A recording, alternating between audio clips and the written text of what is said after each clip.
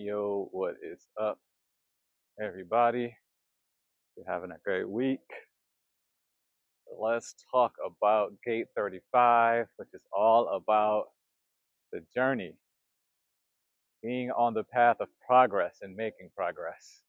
So, in astrology, this is Gemini.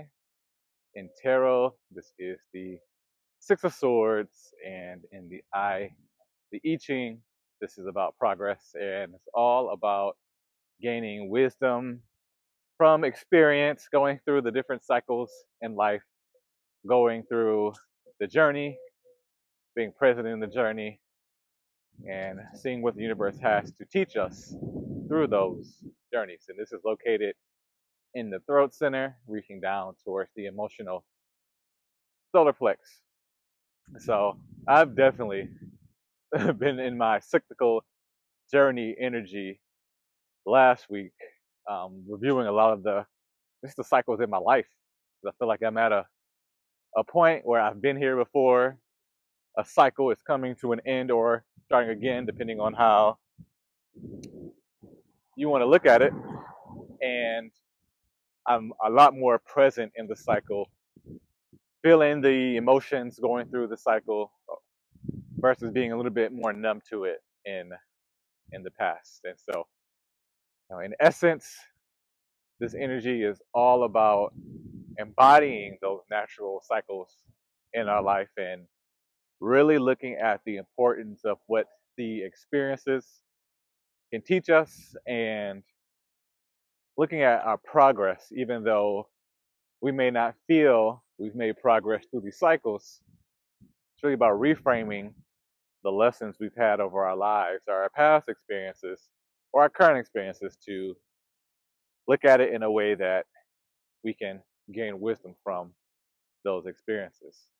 And it also encourages us to embrace the journey. And I most definitely do not feel like I've been embracing the journey. I'm doing it more and more these days, but there have definitely been times in the past where I was so focused on what I've been taught was success or reaching material success, accolades, things like that, versus just enjoying where I'm at and enjoying what life has to offer. Since having my son, my energy has definitely been more in the present, more in the now, because with my son Sage, he's always on the move, and so you got to be present with him, because if not, he's probably getting into some mischief. So definitely have to change it now, and I'm enjoying, watching him develop and watching him learn. So that's also helped me be a lot more present and being in the journey of parenthood, which at times can be challenging. I see myself and my wife reacting different to his personality and things that he does.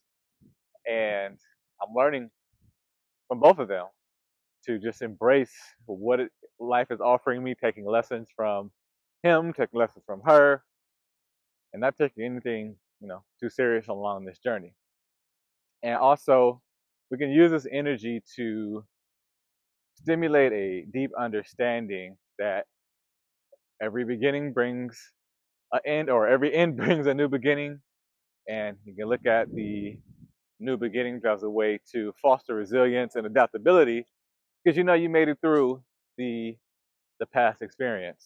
And this past week in my life was definitely a repeat of past cycles of, in this particular case, my ego getting in the way of reaching out and getting help on some things that I needed help with, because I wanted to figure it out on my own, when in actuality I always have these resources available to me when I need them, and I've never gone without. So, just getting over the ego and how that thing could tell you a certain way to live, or you have to do things a certain way. But I was able to really, confront the ego and look at the experience and really like be in it for what it is, and going through it with the mindset of, I'm going to be able to teach other people how to get through a similar situation in the future. That's the reason why I'm going through this now. And without going through trials and tribulations, or what some people may call setbacks, errors, or failures, without going through them, you can't turn around and teach them to other people because you've gone through it, you know what it feels like, you can relate to those emotions. And once you've learned those emotions and learn what it feels like, you can then use them and be very adaptive to the situations and also help other people be more resilient in their situation, in their lives. So things we want to reflect on and meditate on this week is look at the different chapters of our lives and what can we take, what have we learned from those different chapters, situations that we may have not considered a benefit or may have not looked at it as a way of gaining wisdom previously, right? Just to give one example for me is I was laid off from a job last year, and instead of looking at being laid off as something that I personally did wrong, something I didn't measure up to, what was the point of that time that I was given to learn more about myself? Or that time ended up being a time for me to learn more about myself and learn more about my direction in more of a spiritual aspect, less of a corporate or project aspect. And, you know, without that time, I wouldn't have been able to come to some of the conclusions I have today. So I gained a lot of wisdom, during that time period. And some people could say that getting laid off is a quote unquote bad thing, or you may feel shame around it. And I didn't necessarily feel that way. This time, I did get laid off when I was a kid. I say a kid. When I was in college, I got fired from an internship. Um, but even that one was for the better because I didn't want to be in that place. I didn't want to be working in a factory, working on cars. That was not my niche per se. And getting fired or let go or being asked not to come back, I don't know, there was some wisdom in that because I was able to go and explore a new co-op. I got to move to a new state, and moving to that new state, I moved to New York, and that's actually where I ended up meeting my wife. So, if I didn't get laid off, I may have not had met my wife. So, that's always something, a funny wrinkle I always think about when I am reviewing the situations in my life. So, look at the chapters in your life, and is there somewhere where you're taking a story that, you may see as bad or not optimal, and, what lessons can you learn from that? So, we also want to meditate on our ability to embrace change and progress without attachments to outcomes. I definitely have experienced being attached to outcomes, and maybe not even necessarily outcomes that I wanted. I've just been conditioned that, hey, these are the things you're supposed to have or you should strive for. In actuality, over the past few months, I've had a chance to shed a lot of that conditioning. Still on the journey to figure out exactly where I'm going to be, or what I see as, let's just call them goals for the lack of a better word at the moment. I'm still on that journey, but I've definitely been able to shed a lot of the expectations to different outcomes. All right, and we also want to consider how we can honor the journey and honor the destination as we grow. We get fixed on the destination, the prize at the end, but in actuality, it's all life.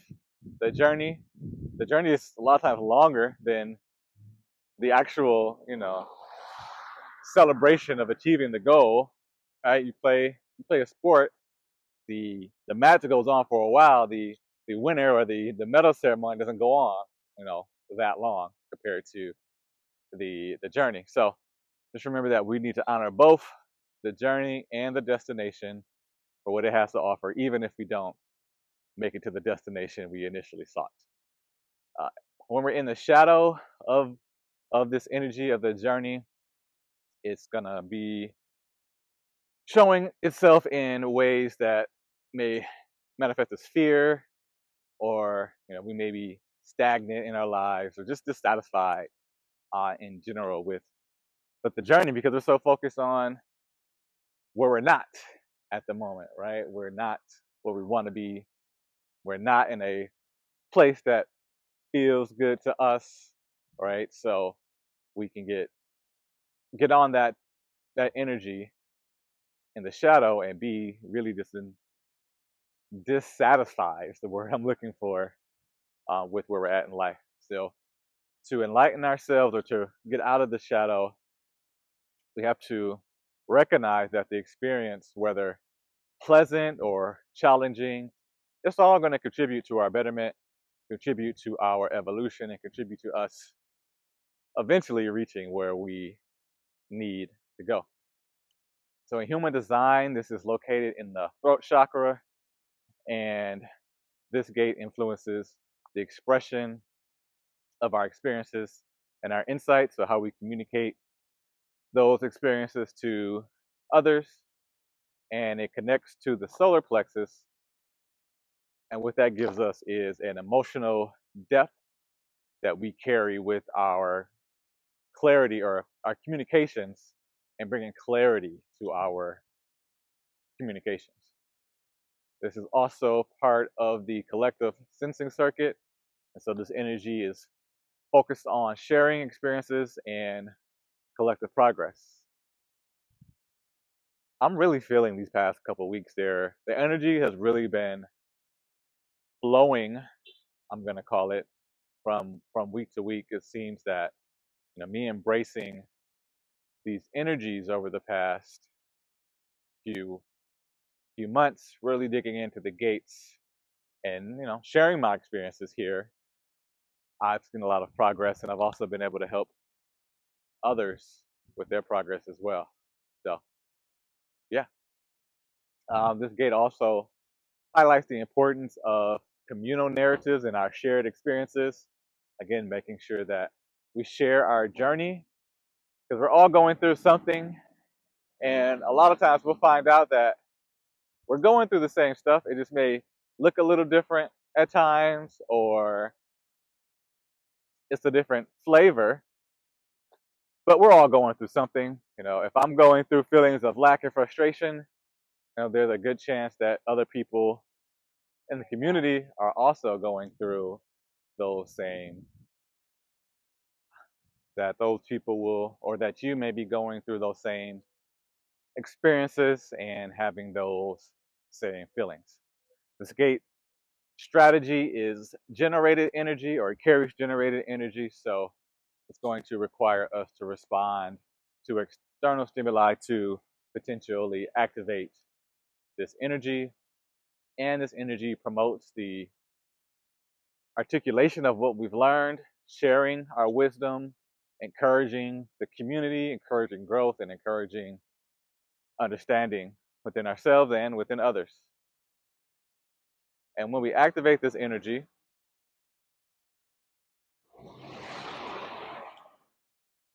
we'll be able to exhibit a profound understanding of life, the different cycles that we go through in life, and how do we embrace all of these stages, parts of the cycle, with grace, and not get caught up in the shadow. And we can also use it to inspire others through our sharing our journey, which collectively, or helps the collective by sharing insights and sharing our progress, so that other people know that they are not alone on this journey. Other people are going through it. I'm going through the journey with you. So yeah, when we do find ourselves in the shadow and we're fearing change and we're feeling the resistance and we don't feel like we're making any progress, we want to look at releasing attachment to our past experiences that may may hinder how we look at things now and how we embrace new opportunities or embrace new opportunities, and how that past thinking, that past attachment to energy can color how we look at the, the current situation. So how do we get over that? What do we need to transmute? Well, we need to move away from fear, from the resistance of change, and embrace each new chapter, with the curiosity and openness of a child. My son Sage is super curious at 2. He's into everything. He's I have to make sure that when it's quiet or when it gets too quiet in the house, we got to go check on him because he's probably doing something that we do not desire him to do at the moment. But he's open and curious to everything. So we should, embrace our inner child and be curious to new ways, new ideas of looking at the journey, looking at our past experiences to gain the wisdom and knowledge from those experiences. And then, we can work on strengthening our adaptability, celebrating our resilience, and celebrating just the journey of life, right? Just I like this. I don't say just be happy. I don't necessarily want to say that, but being happy in who you are, in the joy of self, and not getting caught up in the journey, because no one makes it out alive. Matter of fact, that's part of the journey. So making sure that along the way, we remember to stop and celebrate our progress. And if you don't feel like you had progress, reframing, looking at those experiences to pull out that progress to help us move forward. And so, how do we activate this energy? We're going to reflect on our past experiences and acknowledge the wisdom we've gained, acknowledge the lessons we've learned, the people that have helped us, the people who we don't think have helped us, and look at all the wisdom that we've gained. I was sitting yesterday or a couple of days ago, with a friend of mine who I've also been coaching with human design as well. And I had this exercise I came up with where I was writing the eulogy of someone who I did not like, right? I've done some work to really forgive pretty much anyone that I've had some animosity towards in the past, or I felt have done me wrong, where I did transmute and transform that experience into wisdom. But the people who may have rubbed me the wrong way more recently, that energy is still around. And so I was thinking, what would I say? What lessons would I say I've learned from this person if I had to give the eulogy at their funeral? So that put me in a mindset to really think about the positives, what I can learn from someone, even if our situation wasn't quote unquote ideal. So we also want to embrace new opportunities with an open heart, and again, trust that life knows where we're going, that the journey of life has us in its pocket, and we are taken care of. All right, so for other support, we can engage in activities that encourage self reflection and growth, such as journaling. I bought a new human design journal yesterday, which I am going to go through and fill out. I want to continue to strengthen more of the basics around human design. So starting back and having this journal to help me go through these different parts of the system.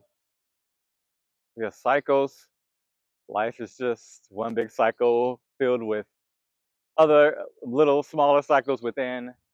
I've recently pointed out a cycle of working, or working on projects for so long and doing something else, and can't necessarily, I will say, of looking at it negatively, but I could feel the thoughts of others coming in, more of a old school mentality of working a job for X number of years, having loyalty to a certain place, things like that kind of creeping in.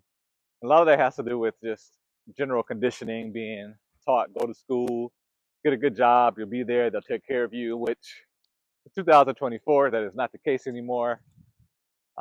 Not that it's right or wrong, it's just not how it is now. From people getting laid off whenever to, jobs not necessarily requiring a college degree. So, things change. Was there wisdom in that old process, in the old ways? Yes. So we reflect on that and we give thanks for that, but we also have, from going through those cycles, the wisdom to know that sometimes cycles, gotta change. So we're continuing to emphasize the journey, the importance of making progress through cycles, which is the nature of life, embracing each phase regardless of how it feels, and going through different transitions and going through those transitions so we can gain the wisdom and develop our resilience, because we can, but it's a lot easier if you go through a situation and learn from it. You can learn how to get through it again.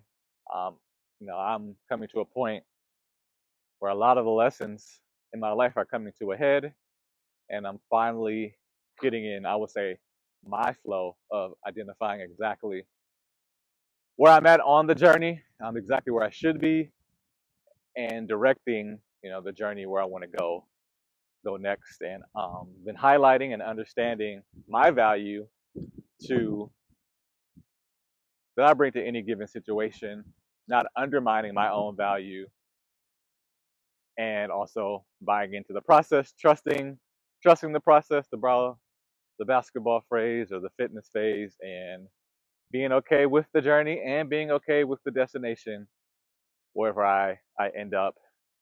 And then helping individuals along the way, like showing them you can navigate it with grace.